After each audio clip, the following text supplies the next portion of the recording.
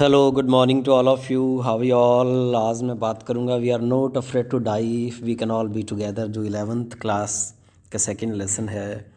Gordon Cook और Alan East ने लिखा है ये, और ये एक सॉर्ट ऑफ वॉयज है, समुद्री जो यात्रा है उसका पार्ट है। उसका नक्शा मैंने इसकी बिगनिंग में डाल दिया है कि कहाँ से वो कहाँ तक गए। जैसे वो प्लाई माउथ से शुरू हुए, केप टाउन जाते हुए एम्स्टर्डम गए, और उसके बाद फिर ऑस्ट्रेलिया लास्ट में वो जाके रुके। और इसमें जो राइटर है वो नरेट करता है उसकी थ्रिलिंग जो जर्नी थी, बड़ी ही रोमांचकारी जो समुद्री यात्रा थी उसकी across the sea. He wanted to go around the world by sea in the same way captain James Cook had done 200 years earlier.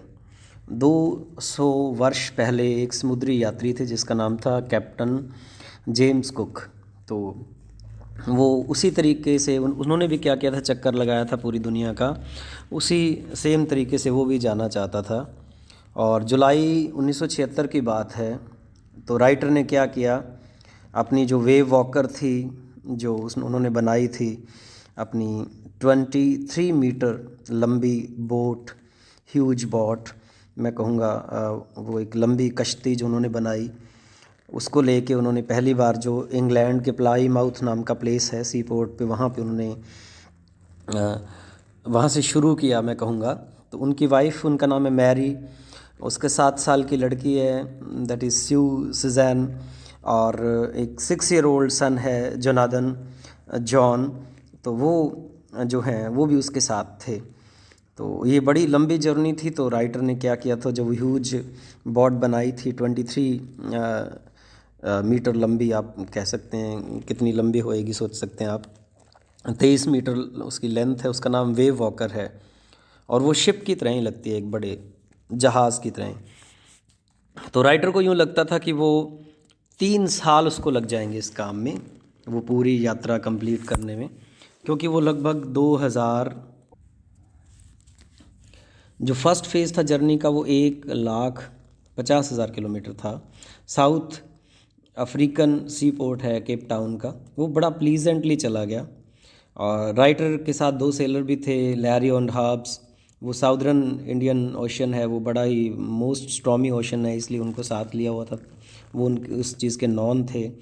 Second phase तो था वो जर्नी का, वो 1,50,000 किलोमीटर का था, और वो ऑस्ट्रेलिया पहुंच के उनको मतलब ख़त्म करना था। लेकिन जो 25 दिसंबर था, जो 25 दिसंबर 1976 की बात है, जो राइटर की वेव वॉकर थी वो साउदर्न इंडियन ओशन में लगभग 3500 किलोमीटर ईस्ट की तरफ थी, जो केप टाउन था उसके। और पहला डे था जो न्यू ईयर का, जो 1977 का, वो बड़े ही अच्छे तरीके से सेलिब्रेट किया गया। और जो सेकंड डे था उस दिन वेदर थोड़ा टेरिबल हो गया, और टेरिबल होने के बाद उनकी समस्याएं और भी ज़्यादा बढ़ गई। स्ट्रॉमी सी था, देवर कॉट इन स्ट्रॉमी सी, और स्ट्रॉम 3 दिनों तक फिर कंटिन्यू रहा। शिप उनका बहुत ही बैडली डैमेज हो गया, उसमें पानी भर गया, सारे जितने भी इंस्ट्रूमेंट थे उनके वो डैमेज हो गए, पंपिंग सिस्टम उनका ख़राब हो गया, और सिग्नल्स भी नहीं भेज सकते थे वो, उनसे भी उनको भी बड़ी ट्रबल आ गई। उनका सारा सामान खाने पीने का बाकी सब वेस्ट हो गया, बड़ी दिक्कतें आ गई उनको।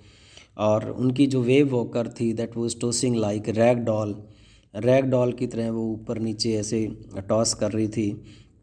लेकिन इस बुरे टाइम में भी किसी ने भी हिम्मत नहीं हारी। जो राइटर खुद हैं, उसके साथ दोनों सेलर्स हैं, हब्स एंड लैरी, इवन की जो मैरी है वो भी उस अपनी ख़राब कंडीशन के बावजूद भी उसने सिर्फ जो वेव वॉकर को इतने टाइम तक सेट करके रखा।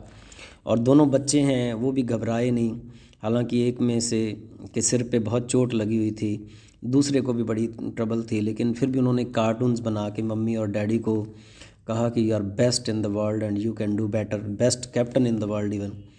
तो जब जो लिटिल जॉन से पूछा गया कि तुम कैसा फील कर रहे हो, ही सेड कि daddy we are not afraid to die if we can all be together, कि हम मरने से नहीं डरते अगर हम साथ हैं तो। चीफ ऑब्जेक्ट इस चैप्टर का क्या है कि उनके करेज का अकाउंट देना, उनके करेज को चित्रित करना is the chief purpose of this lesson. और 6 जनवरी को फिर उन्होंने आसपास एक टिन्नी आइलैंड को स्पोर्ट किया जिसका नाम है एम्स्टर्डम। वो 65 किलोमीटर वाइड है, वहाँ पे 28 लोग रहते हैं। उन्होंने क्या किया, सभी लोगों ने राइटर और उसके ग्रुप का वहाँ पहुँचने पे स्वागत किया। यहाँ तक की जर्नी के बारे में बताया गया है। और ये जो चैप्टर है इसका नाम we are not afraid to die if we can all be together, उस लिटिल जॉन के स्टेटमेंट पे है। So this is wonderful lesson, और बहुत ही साहस भरा, थ्रिलिंग भरा, रोमांच भरा लेसन है। गॉर्डन कुक और एलनिस्ट ने लिखा है, एलनिस्ट ने लिखा है। इसका एक बड़ा क्वेश्चन मैंने आपके लिए डाल दिया है, to simply enjoy. God bless you all, bye.